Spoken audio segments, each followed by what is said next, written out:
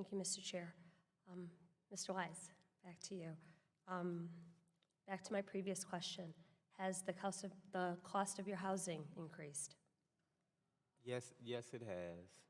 I heard you talk about purchasing school supplies for your daughter.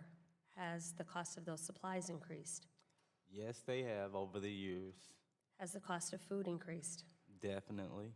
Have you had to get a prescription for yourself or your children? Yes. Have those costs increased? Yes, they have. Thank you. So to Dr. House, I'm sorry, I can't read your whole name. I'm so sorry. I don't mean to be.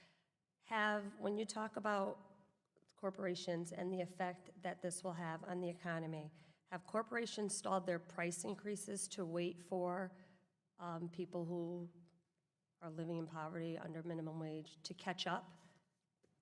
If everything else is increasing except for their wages, are corporations held to the same standard where they're stalling to wait for people's wages to catch up? If I understand the question correctly, I think it is the case that businesses in general in this country, unfortunately, have not paid low-wage workers well without the help of a minimum wage increase. So if only 7% of minimum wage workers live in poverty, how could raising those workers to $15 have the catastrophic effects that we're hearing about? If it's such a small number, in the overall economy and the overall number of workers, I just heard only 7% of minimum wage workers live in poverty. So how could that small number disproportionately impact the overall economy if that group is lifted up? I don't think that there will be disastrous effects of a $15 minimum wage, but you might be interested in hearing from Dr. Holtz-Eakin. Yes, I'd be interested to hear your response to that. I want to help out here.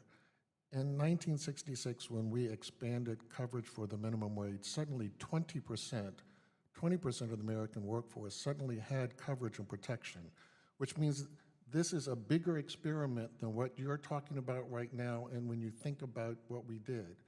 20% of the entire American workforce had not been protected. We raised their wages from 80 cents, because on average that's what they made, to $1.60. I was here for that. We doubled it. Yep. And yet employment did not fall, and in those states that had no state minimum wage, employment did not fall because those states would have been the ones most impacted. So the evidence, the experience, the real experience, not some theoretical experience, the actual experience of the American people and workforce was when we doubled the minimum wage, which 61% of Republicans voted for, and gave 20% of these workers access to protection, poverty went down, their employment did not go down. It was helpful when it got the black poverty rate for children down to 39%, the lowest it was until 1994. Thank you. I guess, Mr. Spriggs, you would do well to answer the next question.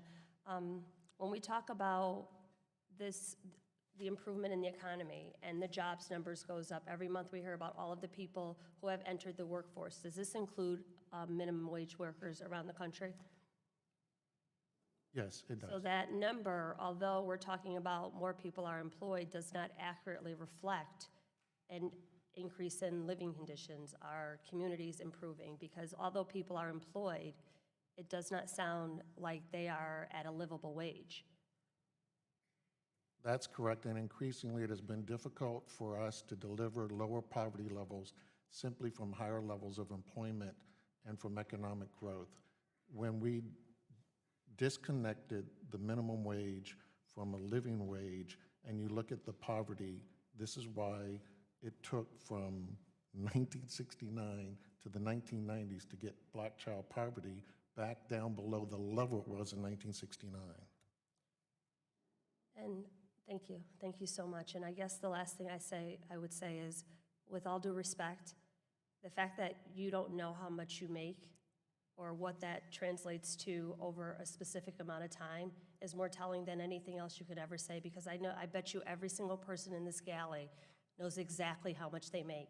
They know exactly how much they'll lose if they're late, if they don't show up, if they call out, if it's a holiday, they know exactly to the penny what that means for them and their family.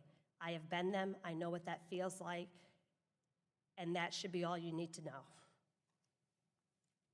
Mr. Chair, I yield back.